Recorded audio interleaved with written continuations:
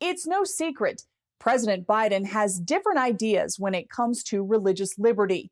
And that has many evangelicals asking a simple question. What will America look like in a post-Trump era? Nobody's done what we have done. Pastor Jack Hibbs appears in Trump 2024, The World After Trump, a documentary that examines the possibility.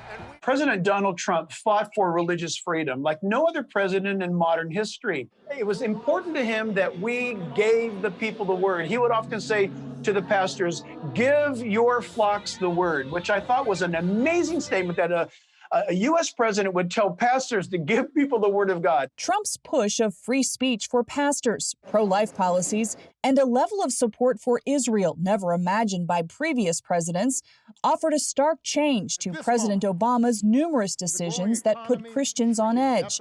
His administration continuously went after groups like the Little Sisters of the Poor, who opposed the Obamacare mandate of providing contraception and abortion-inducing drugs to their employees. And the president's famous evolution on gay marriage emboldened the LGBTQ agenda that today demands conformity by Christians.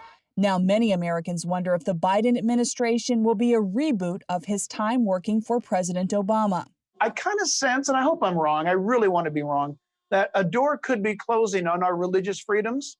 I want to stick my foot in that door as long as possible so that we might do good. In his first 100 days, President Biden has vowed to pass the Equality Act, which elevates the rights of gay, lesbian, and transgendered people over those of Christians and other faiths. It treats the people who believe that marriage is between a man and a woman, or that we're created male and female.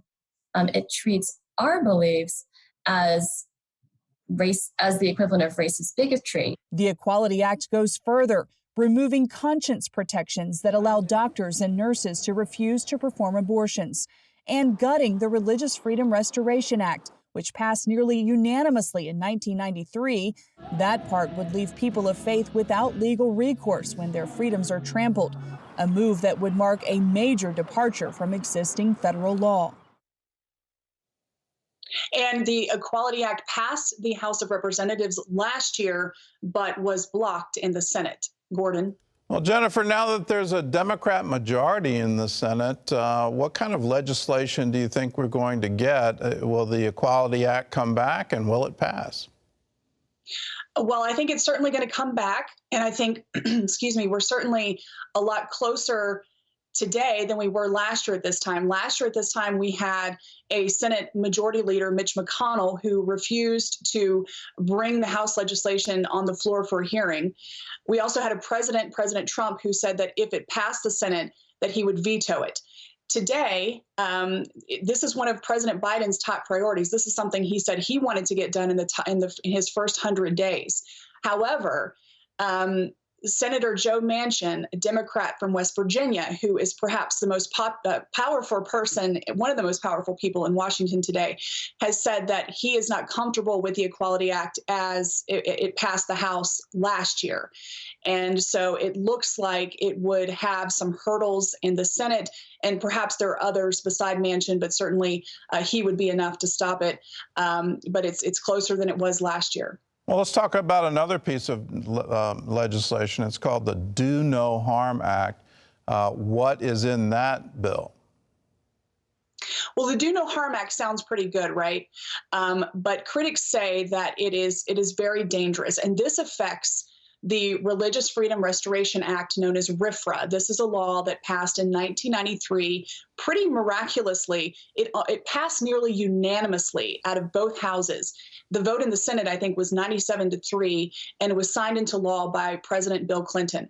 This law says basically that the government can't trample religious rights, religious practice, and if it does, that people of faith have legal recourse. They can go to court and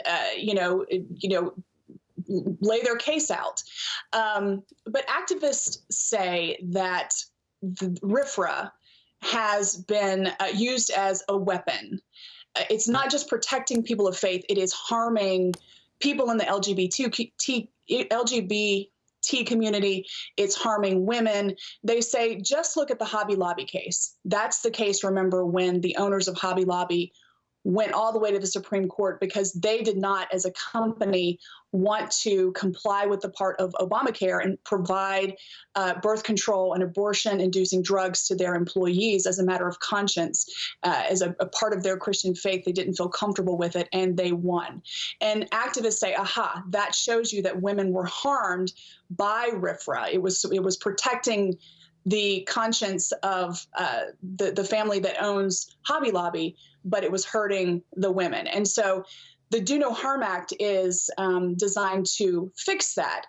But a lot of supporters of RFRA say, look, this is going to gut the law, and it's going to leave people of faith without any type of recourse, just having to be stuck when the government tramples on their rights. And so this is very controversial.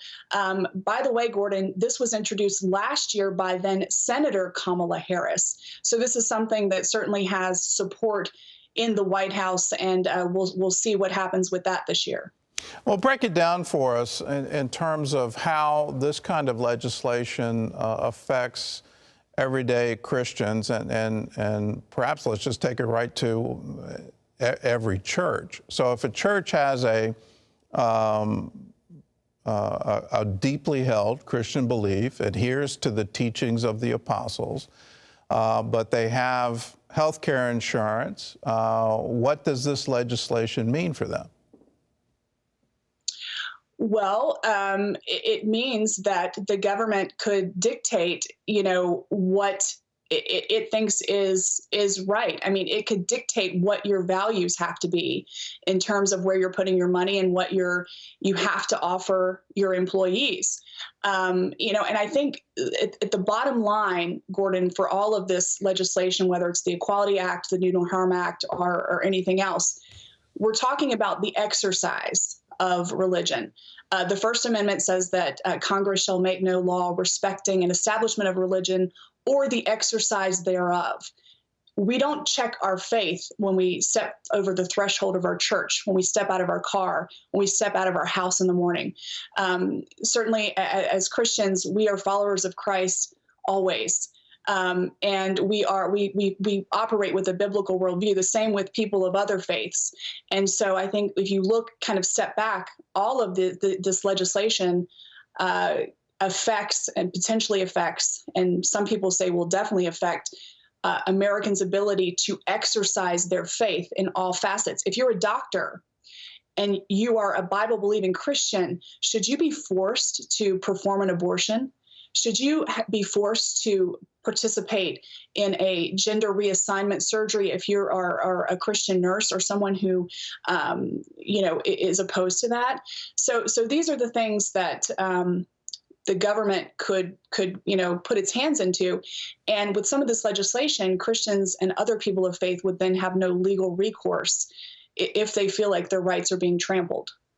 Well, the legal recourse is actually no recourse. I mean, you mentioned the Hobby Lobby case, and I'm pretty sure the legal bill on that was well into 7 figures in order to defend their rights and the free exercise clause of the U.S. Bill of Rights and the U.S. Constitution. I hearken back to the California baker who didn't want to bake a wedding cake, and that cost him dearly. And then after he won at the Supreme Court, that Colorado Commission came after him again. So it just doesn't seem to ever end. And if our recourse is to file a federal lawsuit, for most Americans, that's no recourse at all. Where do you think we finally go for justice? Because this is creating a situation where you don't have freedom of conscience in America today. Well, you're actually absolutely right. And there are plenty of constitutional cases, I'm sure, that have not been brought generally because people don't have millions of dollars or years to deal with it. But Gordon, I would say, the next recourse is the ballot box. I mean, the people creating our policies, that every American has the opportunity to vote people in or out, to campaign for people. And I would say that that's where you would have to go next. I mean, look at in a year, like I said, how much closer we are to passing some of this legislation than we were just a few months ago. All right. Well, Jennifer, thanks for joining us today and reminding us that in 2 years we get to have another election. You can always get the latest on news when you download the CBN News Channel app and stay informed and stay informed about what your rights are under the Constitution as well as under these new federal laws. There's a whole lot of change coming our way. We need to pay attention and we need to be informed. Hello, I'm Gordon Robertson. Thanks for watching the video. Be sure to like, subscribe, and hit the notification bell for more encouraging videos like this one. Welcome to the 700 Club Interactive family, and God bless you.